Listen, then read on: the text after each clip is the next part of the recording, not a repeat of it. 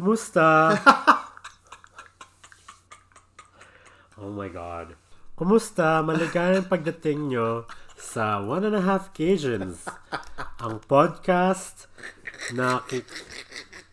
I can't do this. Hi, welcome to 1.5 Gaysians, the podcast where we talk everything from... Well, I mean, when you talk about pop culture, all with a Gaysian twist. Oh. This is our season finale of season 1, where I guess summer's over. Hold on. What? Sino ka? Oh yeah, I'm Alan. Ang pangalan ko ay Derek, Christina, Vicky, Barcelona. Is that right? Did I do it right? I think so. Derek, Vicky, Christina, Barcelona. Nailed it. Yeah, so this is our final episode of the season. Yeah, the season finale. While we go back to our non-summer lives, I guess. Yeah, it's... Oh, you know what? It's literally the first day of fall. Is it today? Yeah. We just saw Margaret Cho. Yes. Legend. Asian legend. And we're not afraid to admit we waited outside the stage door for maybe 15 minutes. Right.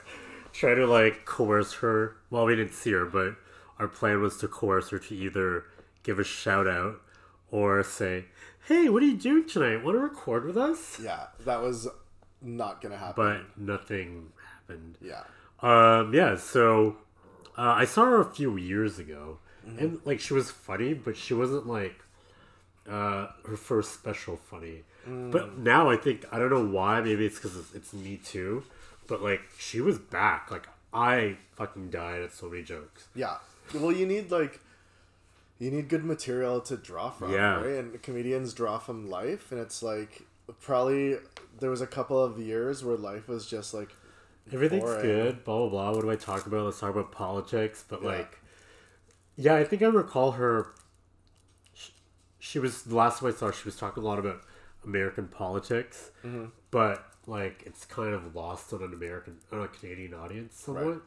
Just like if we told Justin Trudeau jokes or Doug Ford jokes, Americans wouldn't really find it funny because they don't really know. Yeah, I think she's great. I think she's definitely in her last one. She talked the most about being bi, because I think that she talks about that in her one of her shows, that it's like it really took her a long time to come to terms with being bisexual. So that was the focus of the last one, and this one she's dating a guy now, so it's like I don't know. She changes with the seasons. I think she's fucking hilarious, and she knows how to tell a story. Oh my God. And I remember in the last one too, she talked more about Joan Rivers, because Joan Rivers had just died. Oh, okay. So she was really like melancholic about it, but the stories she was telling were hilarious, and you were crying. Yeah. So I don't know have you heard of this Kinder thing? No. No? You know what I'm talking about? No. Kinder? Oh! Oh, it is Kinder! Duh. It's because there was no E. There's no R. No, there's an R, but there's no E. Grinder then? No, Kinder. No, but Grinder has two. So Kinder is Grinder's new initiative to eradicate or just prevent racism. We're going to eradicate racism through gay sex apps. So you're welcome. I didn't even watch the video, but it's basically having an open dialogue about preference. Right. It's like race preference, etc., etc. We talked about this in my LA episode because of that hot Asian dude. So, but I mean, it's all bullshit, because it's like, I think Grindr's about to go public. Oh, like, really? A Chinese billionaire that bought it. This from the Sense guy? From what? I guess, from, but like, no, it's about to go public. So they were like, no. Fuck, we can't lose any more subscribers. And they are. Wow, a twist. Oh no, that's so creepy that a gay hookup app is going to be on the fucking stock exchange. Yeah, I don't know. It's I like the idea, and you know, the one thing that I read on it that I really resonated with was that, you know, one of the guys who was interviewed as part of this campaign was like, it's not about Like, it's okay that you have Oh yeah. your preferences. Like, that's okay. Like, I'm not even coming for you there. It's when you put out the negative energy out there, it hurts other people's feelings. No, he was like, what was the quote? He said, "It's the fact." I'm paraphrasing, but he basically said like, "It's okay that you are not into me, but if you just assume that every other Asian looks like me, that's racism." Can I tell you, one of the most racist dates I've ever been on, and it wasn't exactly like towards me. Okay. So I went on a date through Tinder with this oncologist in residency. Okay. And of course he was like blonde hair, blue eyes, and he was very cute. Yeah. And we like exchanged Instagrams beforehand. So I was looking at his like profile, his Instagram, and it was like all his friends were like black. He was kissing like black guys. I'm just like, is he only into black guys? Okay, whatever. So we go on a date, and everything's fine. And then I think he was like drunk at some point. And the truth sort of starts coming out. And he says to me, I've never really gone out with a white guy. And I'm like, well, one, okay. Two, I'm not white. And he goes, you know what I mean. I'm like, no, I don't. Can you elaborate? And he's like, well, I'm really into black guys, but I think I should, like, expand. Branch out. And I'm like, expand your world, boo. Okay, but you think I'm not Asian? Like, you're eradicating me? How so? How do you get that? He said, you're the whitest person I've ever dated. I've ever gone on a date with. What? And I'm like, I'm not white. That doesn't even make sense. Exactly. So my most racist story, my most racist date, it wasn't the date. I guess it was the date, but it was also like, anyways. So I met up with this guy that I had been hanging out with. And then he was already drunk. Like he was at a bar, and he's just like, "Come to the bar." And I'm like, "Okay." And this was like a Wednesday or a Thursday night, and he was already drunk, and I had finished volleyball. Oh, it was Thursday, because I had finished volleyball. He's like, "Come meet me. I'm at this bar just watching like a sports game because I only date jocks who like sports because I'm masculine." God, that's a joke. So I had a few drinks, and then we were just like being drunk and chatting, and then at one point he's like, I can't believe, my dream guy would be somebody who looked like you. Excuse me? And he said it in a way that like, oh, you know what I mean. And I was like, oh, I know what you mean, but I know what you mean. I know what that means. Do you think he meant like, oh, my dream guy is like a twink, or my dream guy is like a daddy? But I'm neither of those things. I know, that's why he said my dream guy would look like you. I took it as, I can't believe my dream guy is not white. That's how I read it, and that's how I felt like it was like that. Like, I don't know what if that was my first instinct, I would feel like that was what the intention wasn't, because that's the vibe I took from it. Do you think that stems from like issues? Because I wouldn't have read it as that. Maybe on my part or his part or both. On your part, because on my part, I would have interpreted that as, I'm not defending him, by the way, but in my mind, if he said that to me, I would be like, because I'm fat. Do you know what I mean? Or like, oh, because I have like an underbite. Oh, is it because like I have acne scars? Or like, it would never go back. It would never go to race unless they specifically said it, like the guy that I said I went on a date with. You know what? It might be because I'm fat. But if it was like, I'm not saying. That's even worse of a revelation. No, of course, because but I cannot control my weight. I No, cannot no. control my race, but I can control my weights. Okay. No, but like, do you know what I mean? Like, what I mean is, he obviously, thought it was race, so that comes from like an insecurity about being Asian. Interesting. Because you always go to the thing that you're most afraid of. Yeah. So for me, it would be like, oh, is it because I'm not like a skinny Asian dude or whatever. Shit, this is getting deep. Speaking of deep, we discovered on the first episode, I don't think I cut it in, that we both didn't grow up with our dads. Yeah, we both discovered that neither of us grew up with our dads. So what's your story? So, as it's told to me, because, you know, history... Is your dad a GI and your mom? Oh my god. This is... But for the record... Which is like the most typical reason why a white man would go with a... He's Miss Saigoning me. That's the plot of Miss Saigon, which isn't even Filipino, which is also racist and also go fuck yourself. However, this story is much worse. So my mother met my biological father. Not that I have a stepfather, but I just like saying it like that because he's not my dad.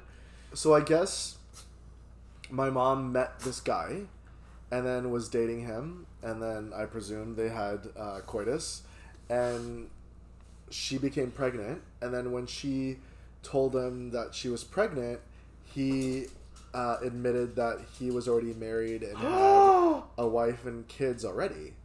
So he took off and was never to be heard of again. So then my mom basically was like, everyone was telling her, this is getting really... No. These are deep cuts. Like, everyone was... she said, like, everyone was telling her that she should, like, have an abortion. Yeah. Because it was the 80s. Of course, and you're Filipino. And she's Filipino, and she's a single mom, and, you know, who, like, whatever. So she obviously decided not to, and then she ended up, obviously, having me and raising me with her grandmother... with my grandmother, who they already had a complicated relationship. Yeah. That's a whole other tale to be told in another episode. But her and my grandmother already had a complicated relationship, but they, like, raised me. And I never met my father. So I didn't find out this story until I was 13. Coincidentally, it was my cover... Okay, this is getting even deeper. Okay. Asking about my father was my leverage to distract my mother from me being gay. Okay. No, seriously. No. So, another side story. Again, these are going to the fucking archives of the Derek life. My mom and grandma found gay stuff of mine when I was 13. Yeah. And then confronted me about it. And then that's when I was just like, I don't know. I don't want to talk about this. Like... I'm not, like, I don't want to talk about this. And then I use that as leverage to be like, who is my dad? Why do I not know who my dad is? Were you like, I wouldn't have this if I knew who my dad was? No, I was just, like, trying to, like, you're going to drop a fucking bomb? I'm going to drop a fucking second bomb. Yeah. I'm like, why are you asking about me and my sexuality when I don't even know who my dad is? Yeah. Dear. Yeah, so that was the leverage I used. Oof. What about you? What's your story? This is where it gets creepy. Uh-oh. This is where it actually gets really creepy. Yeah. So, I was born in the Philippines. Yeah. And I knew my dad. Oh, okay. Like, we immigrated here when I was, like, 5, I think. 5 or 6. Mm-hmm. So I knew my dad, but, like, again, I never grew up with him. I'm sorry, family, if you're listening to this, that I'm dropping a bombshell. Because it's kind of like, everyone knows, it's a Cordero G-Smith. No, everyone knows, but it's like, no one talks about it. Right, as Asians, like, generally do. So, side note, Filipinos are just like every other Asian, but mixing Catholicism, where divorce is illegal, abortion is quite possibly the worst thing you could do. You basically have to marry your rapist, etc., etc. So, my dad and mom, you know, they weren't married when they had me and my sister. My dad was also married to a woman who had his own kids. This is, you know... No, I'm not even kidding. I didn't even know about my brothers and sisters until I was like 10, but as I, got older, I learned, or I figured it out on my own. So because divorce is illegal in the Philippines, my dad couldn't get divorced with his wife, who he's still married to, and had an affair with my mother for I don't even know, until we left, for 15 years. Wow. But it was he couldn't get divorced to his wife. Yeah. Even though he had his own kids. Is he still alive? Yeah. So, I'm also the product of a married fucker with kids. Does this all... honestly... That's why when you said he had his own wife and kids, I fucking laughed or died. Yeah. Because, okay, I thought you were going to say my mom got pregnant in high school and my dad is didn't marry her. I thought you were going to say that. So I've never met my father. Well, I know my dad, but I don't have a relationship with him. When's the last time you physically saw him? 20 years ago, actually. Holy shit. 1998. So how do you think your here's the other deep questions. What? How do you think your daddy issues, since we started with that as the topic, affected your ability or just affected the way you have relationships? This is getting deep. This is getting deep, babe. I did have a daddy issue in my late from 19 to 25. Okay. Or 19 to 27, where I was only into older guys. Hot. And I was like, I don't know why. I know it. Then I knew it was fuck me, daddy. Fuck yeah, I dated 40-year-olds. Okay. I was literally... I'm 38 years old right now. That's fucked up. That's gross. Think about it. I don't want to think about it. One guy I dated, I was 20 years old, and he was 38. Hot. And I want to taste that flesh, I was just boy. I was just so tight. I was I'm mature too. I love film. I love books. Ew. Oh, I read philosophical stuff. Meanwhile, I'm let's go drink Budweiser. Yes, Britney Spears. Exactly. Yeah. I don't know. For anyone who is dating a younger person and you're they see you're a sexual object. No, but don't get it twisted. If you have patience for that shit, I commend you. Yeah. Well, there's and maybe it's because I've seen the older relationships where the guy is definitely in his early 50s and the boy is in his early 30s. No, because at least if it's at least if you're 50 something and you're dating someone who's 32, 33, they definitely have daddy issues. That's fine. But they're also their lives are a bit more together. Yeah. That they're not just a Goomba fucking twink power. Yeah. You know? But one of my claim to fame is I won my second year alternative film award in my film school for my 2-minute short film Memory, where I asked 3 different guys to be in the short film. Okay. And the whole concept was I wake up every morning in a different guy's bed, and they're all older because I'm looking for my dad. Ooh. But my idea was supposed to be every single cut. Yeah. I was gonna go up to 20 cuts.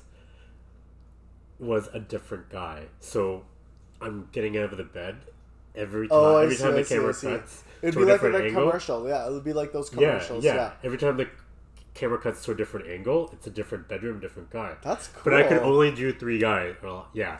So it just interchanged. So that won the best alternative film, and that was me sorting out my dad issues. Huh. It got into Inside Out Toronto Gay and Lesbian Film Festival. We need to watch it. I have it somewhere. Oh, not I right do. Now. Yeah, it's probably on the internet. No. It's on my hard drive. We're gonna watch it. Not right now. This is... You'll see Twink Allen. Oh, but I might get hard because I'm 38. So no.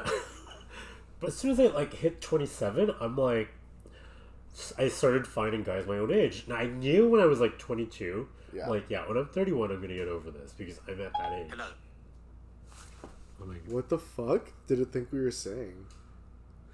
So Siri just woke up and thought we were making a query. What happened? What did it pick up? It said, "Hey Caillou, I'm looking." Ew. Oh my god. There's a ghost. There's a ghost. There's a ghost named Caillou. Who's what do you look?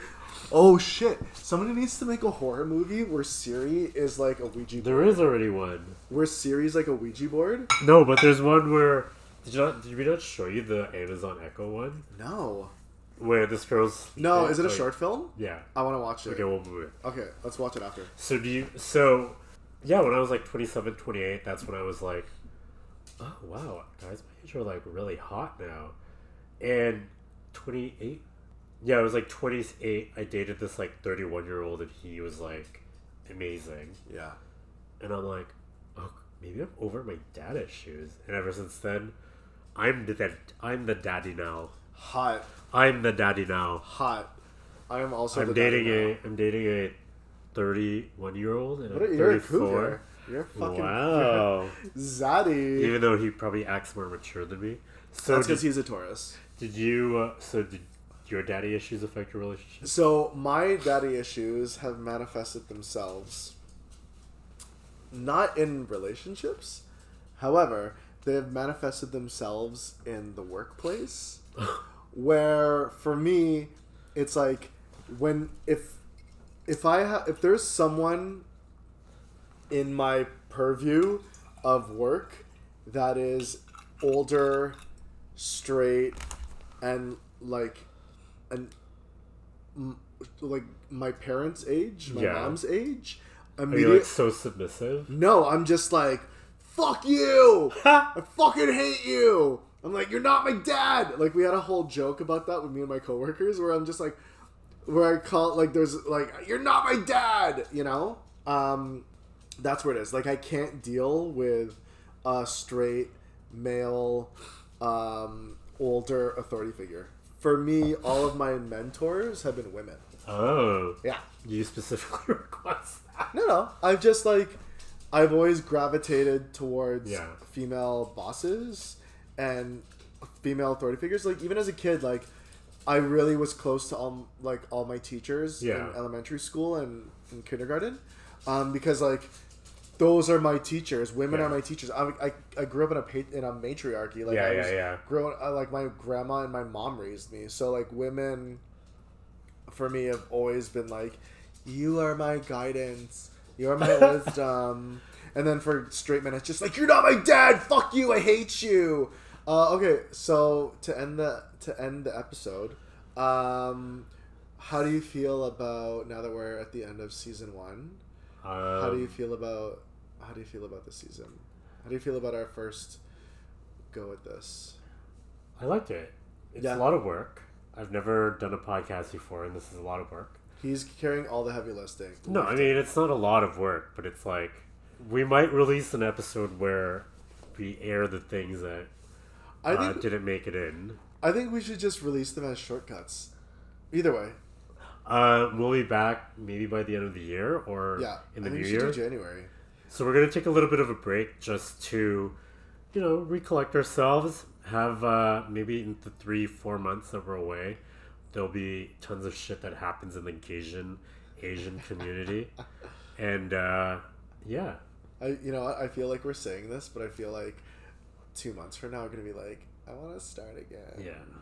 But in any case, this is the end of the season, the first season. So thank you. We will see you guys in a couple of months. And till then. How do we say goodbye in what's a Filipino? Mabuhay. Mabuhay.